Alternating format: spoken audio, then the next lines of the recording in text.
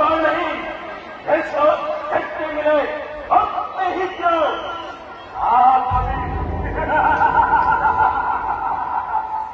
इस नाम में हीरा क्या आखिर कभी है, पागल बनाकर छोड़ दे, ये वो नाम कभी है।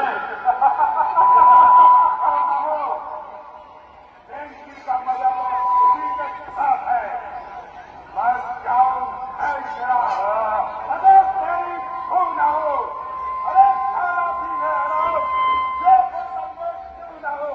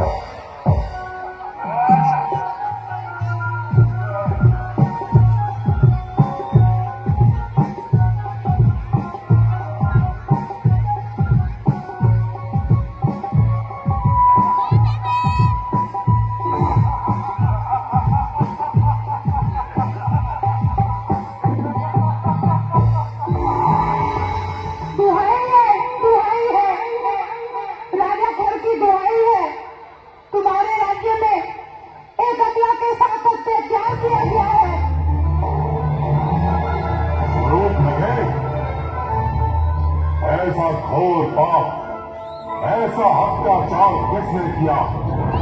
इस खंडक वन में किसका साहस है जो हमारी बहन का अपमान करे? और जो भी हो, देव या असुर, उसने तुम पर हाथ उठाकर अपनी मृत्यु को ललकारा है। उस अभागे का नाम बताओ बहन। नाक कटी नकटी हुई, चेहरा लहू लुहान हुआ, बताओ बहन स्वरूप रखे, कहाँ तेरा घमासान हुआ? इस जालिम ने की हरकत, इसके सर पर मौत खड़ी, जीने से बेजाद कौन है, किसकी आई बुरी घड़ी? राम और लक्ष्मण। राम और लक्ष्मण? राम और लक्ष्मण दोनों भाई अयोध्या के राजा दशरथ के पुत्र हैं, जो मुनि वेशधारी एक सुंदर स्त्री के साथ पंचवटी में बसने आए हैं, जिन्होंने मुझे अकेली देखकर मेरे साथ ये दुर्व्यवहार किया है। यदि तुम मेरे सच्चे भाई हो तो मेरे इस अपमान का उनसे बदला लो। मेरे इस गांव को उन दोनों के रक्त से धोया जाए, तभी मेरे मन को शांति मिलेगी। महाभूषण, दंड कारणे का समाचार रखने वाले अकंपन, वह कौन है जिसे महाबली खर का डर नहीं? राजन, हो न हो, यह वही अयोध्या के दो राजकुमार हैं जो देश निकाला पाकर वनों में धड़ धड़ भटकते फिर रहे हैं। दंड कारने की भीतरी भागों से यदा कदा समाचार आते रहे हैं कि दो क्षत्रिय कुमार तपोवन के ऋषियों की रक्षा कर रहे हैं। जो राक्षस उधर आता है वह उसे मार डालते हैं। सुना है उनके डर के कारण राक्षसों ने तपोवन में ऋषियों का शिकार करना छोड़ दिया है। हमें पहले इसकी सूचना क्यों नहीं दी गई? क्योंकि महाराज, यह सब कुछ हमारे राज्य की सीमा के बाहर हो रहा था। हमने आर्य ऋषियों की सीमा में जाना उचित नहीं समझा। सुना है बड़े अद्भुत वीर हैं दोनों।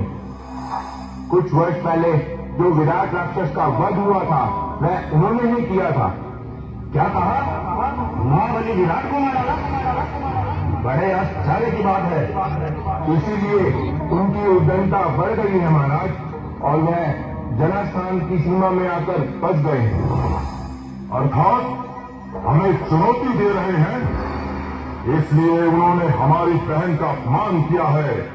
उन्हें हमारा भी भय नहीं है। भैया, मैंने कितना कहा कि मैं राजा खर की बहन हूँ, लेकिन उन्होंने मेरी एक न सुनी और आपका परिहास किया भैया। परंतु तुम वहां करने क्या गई थी? मैंने देखा उनके साथ जो स्त्री थी वह अति सुंदर थी। तीनों लोगों में ऐसी सुंदर स्त्री और नहीं होगी। मैंने सोचा बड़े भाई महाराज रावण के लिए इससे अच्छा उपहार और क्या होगा, परंतु वे दोनों भेड़ियों की तरह मुझ पर टूट पड़े। ये उनकी अंतिम भड़ासी बहन। हम आज ही उन्हें यमलोक पहुंचाएंगे। दूषण, हमारा रथ मंगवाओ, हम अभी जाएंगे।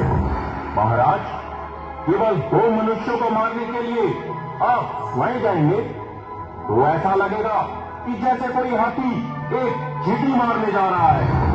मैं आज ही अपने सैनिकों को भेजकर उन्हें मारकर आपके दरबार में उपस्थित करता हूँ। अच्छी बात है कालभक्ष। अपने उन सैनिकों से कह दो कि पंचवटी की उस कुटिया का तिनका बिखेर दें और उन दोनों को जीवित या मृत किसी भी अवस्था में लाकर बहन स्वरूप के चरणों में डाल दें और उनकी सुंदर स्त्री को हमारे सामने उपस्थित करें। स्वरूप नगे, तुम जाकर उन सबको पता बताओ। जाओ।